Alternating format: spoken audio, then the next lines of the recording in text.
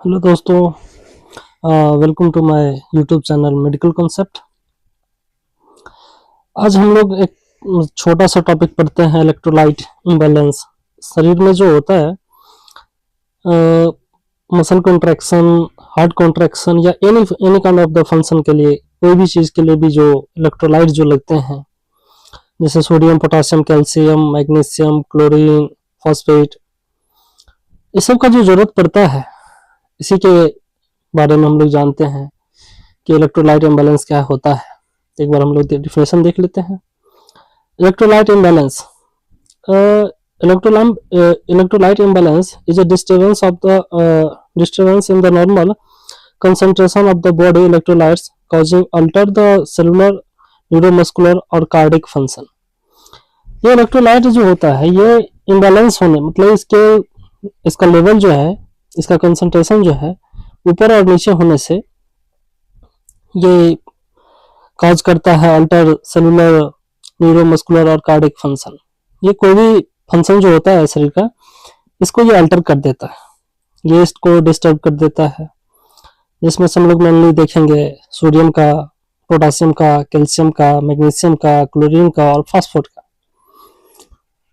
इसके बाद electrolyte regulates, electrolyte जो रेगुलेट करता है वो फ्लूइड बैलेंस को मेंटेन करता है, एसिड बेस बैलेंस करता है, नर्व कंडक्शन में काम करता है, मसल कॉन्ट्रैक्शन में काम करता है और ये कार्डियक रिदम को भी मेंटेन करता है। ठीक है, इसके आगे हम लोग देखते हैं। तो हम लोग इसमें देख लेते हैं मेजर इलेक्ट्रोलाइट्स, इसका नॉर्मल वैल्यू क्या होता है। तो पहला आता है इसमें सोडियम, जिसका नॉर्मल वैल्यू जो होता है 135 to 145 milliequivalent per litre होता है। इसके बाद सोडियम का देख लेते हैं। सोडियम का नॉर्मल वैल्यू जो होता है वो 3.5 to 5.0 milliequivalent per litre होता है। इसके बाद कैल्शियम का देखते हैं। कैल्शियम में कैल्शियम का नॉर्मल वैल्यू जो होता है वो 8.5 टू 10.5 mg पर dl होता है। मैग्नीशियम का 1.5 to 2.5 milliequivalent per litre होता है। क्लोराइड का जो होता है वो 98 to 106 milliequivalent per litre होता है। फॉस्फेट का देख लेते हैं, ये 2.5 टू 4.5 mg पर dl होता है। जिसमें हम इसका रेंज जो देख रहे हैं, इसमें कैल्शियम का 1.5 टू 10.5 mg पर dl है और फॉस्फेट का 2.5 टू 4.5 mg पर dl है।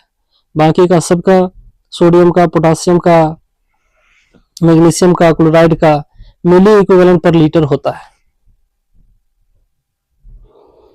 इसमें पहला हम लोग देखते हैं सोडियम बैलेंस।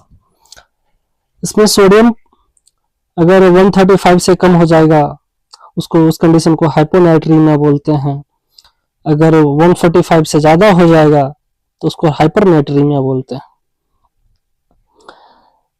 इसमें सोडियम इम्बैलेंस में, हाइपोनाइट्रीमिया के केस में excess IV fluid, vomiting, diarrhoea, SIDH और डाययूरेटिक्स देते हैं। इससे हेडेक, कंफ्यूजन और सीजर्स भी हो सकता है, जिसको मिर्गी का दौरा बोलते हैं लोकल लैंग्वेज में। इसका मैनेजमेंट में fluid restrictions, hypotonic saline severe case में यूज करते हैं और मॉनिटर सोडियम स्लोली। इसके बाद हाइपरनाइट्रीमिया के केस में ये dehydration, diabetes insipidus, excess salt intake इस कंडीशन में हो जाता है। इसका साइन जो होता है वो thrust, dry mucosa, restlessness, management. इसका मैनेजमेंट देख लेते हैं। ओरल आईवी फ्लूइड्स देते हैं, ओरल या आईवी फ्लूइड्स, थ्रेड कॉज और मॉनिटर नाइट्रोस्टेट्स। इसके बाद पोटासियम इम्बैलेंस का देख लेते हैं। पोटासियम का अगर लेवल 3.5 से कम हो जाएगा, उस कंडीशन को हाइपोकैलेमिया बोलते हैं। इसमें डाययूरेटिक्स, वोमिटिंग वोमिटिंग या डायरिया, इंसुलिन थेरेपी देते हैं। Sign of the potassium imbalance में हाइपोकैलेमिया की कंडीशन में इसका साइन जो होता है, मसल वीकनेस हो जाता है, पैरालिसिस हो जाता है, आईएस ईसीजी चेंज हो जाता है, इसमें फ्लैट टी वेव आ जाता है। इसके बाद कैल्शियम इम्बैलेंस देख लेते हैं। कैल्शियम इम्बैलेंस में इसमें हाइपोकैलेमिया होता है। अगर कैल्शियम का लेवल कम हो गया तो इसमें बोन पेन, किडनी स्टोन्स और टॉल पिक टी वेव आता है। इसमें जो ईसीजी जब करते हैं तो कैल्शियम इम्बैलेंस में, हाइपोकैल्सीमिया के केस में, इसमें टी वेव जो है वो टॉल हो जाता है, वो बड़ा हो जाता है। और जबकि पोटेशियम इम्बैलेंस में देखते थे हाइपोकैलेमिया की कंडीशन में टी वेव फ्लैट हो जाता था। उसके बाद मैग्नीशियम इम्बैलेंस में, मैग्नीशियम इम्बैलेंस के वजह से ट्रीमर, सीजर्स, रिदमिया ये सब होता है। और हाइपर मैग्नीशियमिया से हाइपोटेंशन और रेस्पिरेटरी डिप्रेशन हो जाता है। इसमें हम लोग देख लेते हैं एक पोटासियम जो सबसे जरूरी होता है। इसमें पोटासियम का लेवल अगर 35 से कम हो गया, इस कंडीशन को हाइपोकैलेमिया बोलते हैं। और 50 से ज्यादा हो गया तो उसको हाइपरकैलेमिया बोलते हैं। इसमें डायरेटिक्स, वोमिटिंग, डायरिया और इंसुलिन थेरेपी दिया जाता है। इंसुलिन थेरेपी की कंडीशन में ये चीज होता है हाइपोकैलेमिया। इसमें इसका जो साइन होता है, मसल वीकनेस, पैरालिसिस, आईएस और ईसीजी चेंज होता है, जिसमें फ्लैट टी वेव आता है। और हाइपरकैलेमिया की कंडीशन में renal failure, Burns, potassium drugs, इस कंडीशन में हाइपरकैलेमिया हो जाता है। इसका साइन जो होता है, एरिथमिया होता है, मसल वीकनेस होता है, टॉल पिक टी वेव आता है। इसका मैनेजमेंट देख लेते हैं। हाइपो में हम लोग ओरल या आईवी पोटासियम देते हैं और ईसीजी मॉनिटर करते हैं। और हाइपरकैल्सीमिया के हाइपरनेट्रीमिया के केस में, हाइपरकैलेमिया के केस में इसका मैनेजमेंट जो है वो कैल्शियम ग्लूकोनेट देते हैं और इंसुलिन प्लस ग्लूकोज भी देते हैं।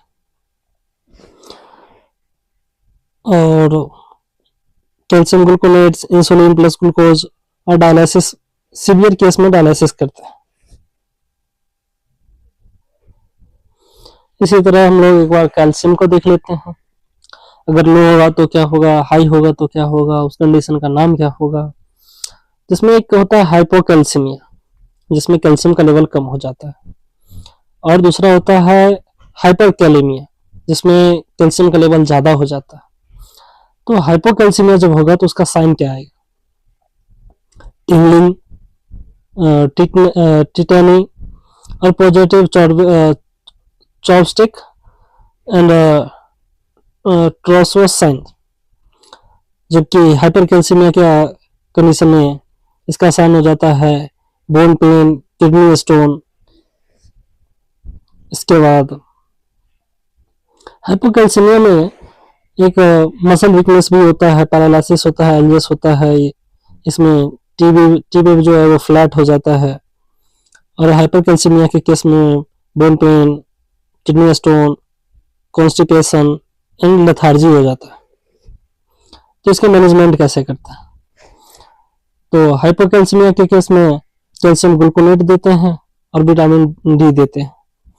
और हाइपरकैल्सीमिया के केस में आईवी फ्लूइड और लूप डायरेटिक्स देते हैं। तो आज हम लोग ने ये इलेक्ट्रोलाइट इम्बैलेंस का देखा। Thank you.